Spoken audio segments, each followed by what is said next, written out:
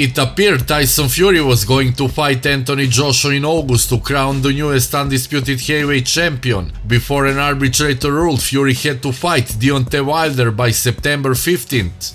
Wilder, contract signed, you're getting smashed. The contract was signed for the Tyson Fury-Deontay Wilder trilogy to take place on July 24th, but Fury contracted COVID-19 and that bout has been postponed again until October 9th. After a remarkable performance by Fury in his rematch against Wilder on February 22nd, 2020, a trilogy fight is now on the horizon at T-Mobile Arena in Las Vegas. The third chapter of our showdown between two of boxing's premier fighters, two of the greats of the sport, and two of the giants of the heavyweight division. Fury and Wilder fought to a split draw in their first encounter, with the Gypsy King outboxing the Bronze Bomber for the majority of the fight by getting dropped twice. It was a completely different scenario in the rematch, with the Brit putting it on American and stopping him in the 7th round. After losing the belt, Wilder enacted his rematch clause, which set up the trilogy fight between these great heavyweights. And we will rise like a phoenix from the ashes and regain the title. Wilder has everything to prove in this third fight, and he is already viewed as having been exposed by Fury. Deontay Wilder's a one-trick pony, he's got one punch power, we all know that. If Wilder loses this fight by knockout again, his career will likely be over.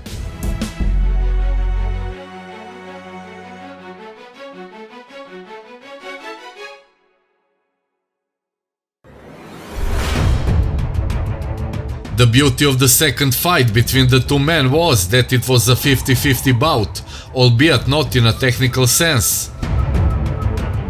The first meeting has shown clearly that Fury was the better technical boxer out of two men by quite some distance, but it also showed that Wilder could land huge shots, could hurt the British heavyweight champion, and could send him to the canvas like so many of his other opponents.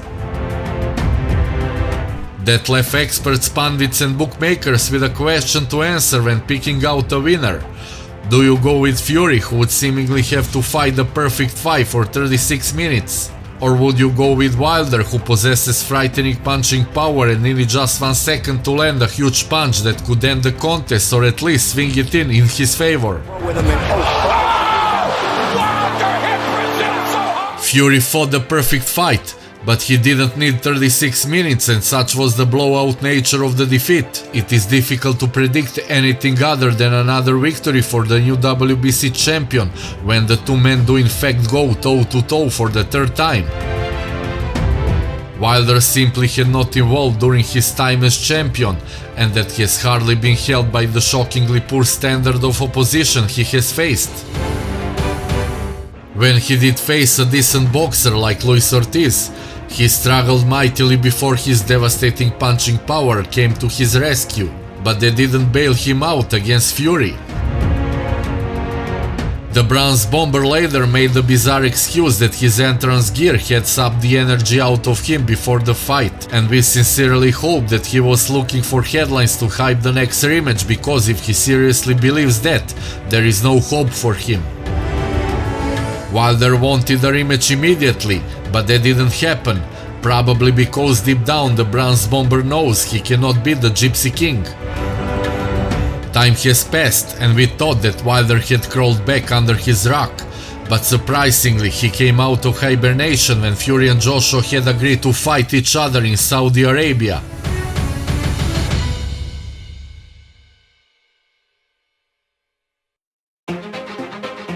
Wilder cannot stand that he has been forgotten about in the title picture, so he stamped his fight and cried until someone listened. I want to be known for something great, for something I did, just like Larry Holmes.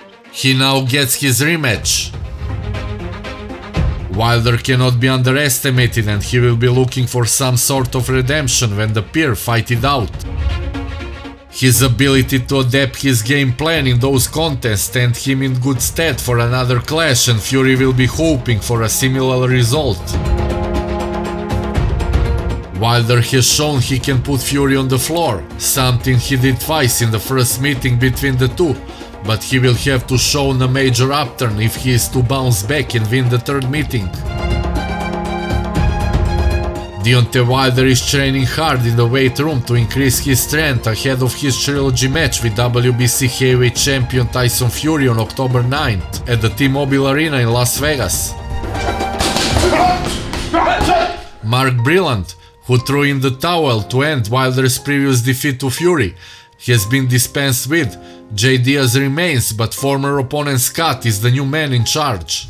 He's already made the mental adjustments to turn his household into his training facility. Deontay Wilder's trainer has claimed that the new version of the former heavyweight world champion would stop old version in the 2 rounds ahead of his clash with Tyson Fury. Deontay Wilder will be more dangerous than ever when he faces Tyson Fury in a trilogy bout later this year, according to Fury's assistant trainer Andy Lee.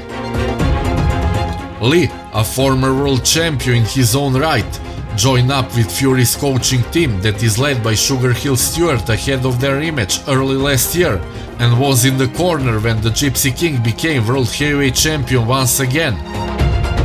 And the Irishman believes that despite the dominance of his men's last performance, Wilder will have cause to be confident as he prepares for the biggest fight of his career. Wilder showed off his bench press strength, benching 350 pounds, but not using the best form, unfortunately. This emphasis by former WBC champion Wilder in building up his strength and weight would seem to be a reaction to Fury working hard on his strength training to bulk up.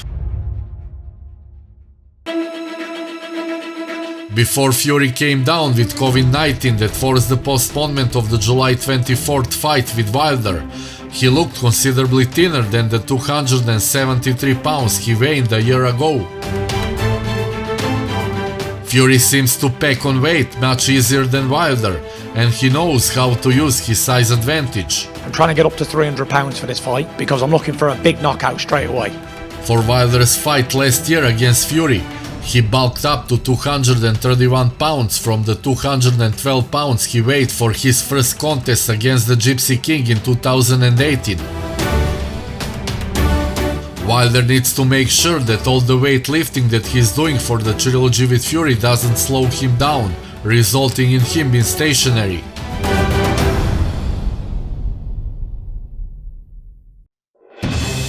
Wilder and trainer Malik Scott have been using movement and combination punching in their meet workouts, but it remains to be seen if that will work against Fury.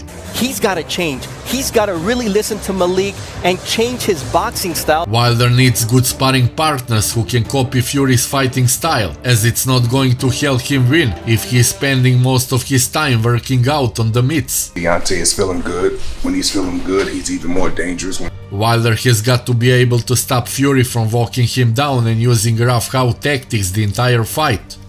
Time to cut off his head. If Fury can hit Wilder with rabbit punches without the worry of being disqualified, it will be a race against time for the bronze bomber. If Wilder can't knock Fury out early, he is going to get hurt by a rabbit shot and wind up like he did last time, losing his legs early after getting clipped to the back of the head and having no power or balance afterward. Wilder has everything to prove in this third fight, and he is already viewed as having been exposed by Fury. I anticipate it's going to be like an 18-wheeler running over somebody. If Wilder loses this fight by knockout again, his career will likely be over.